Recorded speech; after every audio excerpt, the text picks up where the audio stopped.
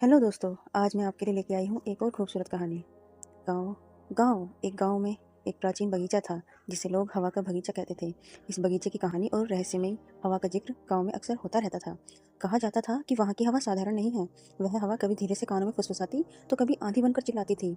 गाँव के बुजुर्ग कहते थे इस बगीचे की हवा में एक रहस्य छुपा है जिसे अब तक कोई सुलझा नहीं पाया।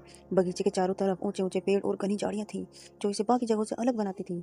बगीचे में जाने का साहस बहुत कम लोग करते और जो गए थे वे अजीब अजीब बातें बनाते। राजू, जो कि गांव का एक लड़का था, वो बहुत उत्सुक और निडर था। हमेशा से इस बगीचे के बारे में सुनता गया था। उसके मन में बगीचे को लेकर कई सवाल थे। आखिर क्यों इस बगीचे को लेकर इतने डरावने किस्से सुनाए जाते हैं? क्या सच है इस हवा में? क्या रहस्य है इसमें? क्या यह सब एक महज एक कहानी है? राजू ने एक दिन ठान लिया कि वह इस रहस्य से पर्दा उठाएगा। उसने अपने दोस्तों से भी इस बारे में बात की, लेकिन कोई भी उसके साथ जाने के लिए तैयार नहीं हुआ। राजू, यह तुम्हारे लिए मजाक हो सकता है, लेकिन उस बगीचे की हवा में सचमुच कुछ अजीब है, उसके एक दोस्त मोहन ने राजू से कहा। राजू ने जवाब दिया, अगर कुछ अजीब है तो मैं खुद देखना चाहता हूँ। एक दिन सूरज ढलने के बाद जब अंधेरा धीरे धीरे बढ़ रहा था, राजू ने बगीचे में कदम रखा। उसके कदमों की आहट सुनाई दे रही थी और पेड़ों के बीच से आती हुई हवा उसके चेहरे को छू रही थी। लेकिन यह हवा बाकी जगहों की हवा से अलग थी। उसमें एक ठंडक और फुसफुसाहट थी जो राजू को हैरान कर रही थी। बगीचे के अंदर हर कदम पर पेड़ों की शाखाएं झूल रही थी, जैसे वे कुछ कहना चाह रही हों। अचानक राजू को ऐसा लगा जैसे हवा में कोई शब्द सुनाई दे रहे हो। सत्य को जानो, सत्य को जानो। राजू ने चारों तरफ देखा, लेकिन वहां कोई नहीं था। यह आवाज हवा की थी जो रह रहकर बदलती जा रही थी। बगीचे के बीच में एक पुराना खंडर था। राजू ने वहां कदम रखा और देखा कि वहां एक टूटी फूटी मेज और कुछ पुरानी किताबें पड़ी थी।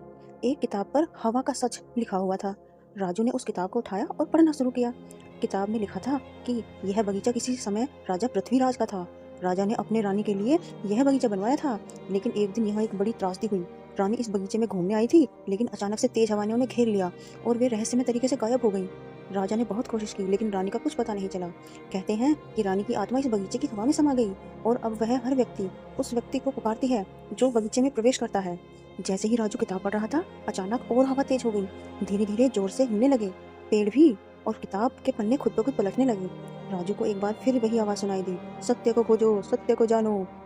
राजू को डर तो लगा, लेकिन उसने हिम्मत नहीं हारी। उसने किताब को और गहराई से पढ़ा। उसमें लिखा था कि अगर कोई व्यक्ति बगीचे के सबसे पुराने पेड़ के नीचे खुदाई करेगा तो उसे इस रहस्य का जवाब मिल जाएगा। राजू ने आसपास देखा और बगीचे के बीच में खड़े सबसे पुराने पेड़ को खोज निकाला। उसने अपने साथ लाई छोटी सी कुदाल से भी खुदाई शुरू कर दी। थोड़ी देर बाद वहां उसे एक संदूक मिला। संदूक खोलने पर उसने एक पत्र और एक हार निकला। पत्र में लिखा था, जो यह पढ़ रहा है उसे यह जानना चाहिए कि हवा की फुसफुसाहट मेरी कहानी कहने की कोशिश है। मैं रानी वसुंधरा हूँ और इस बगीचे की आत्मा बन गई हूँ। मेरा यह हार राजा पृथ्वीराज को लौटा दो ताकि मेरी आत्मा को शांति मिल सके।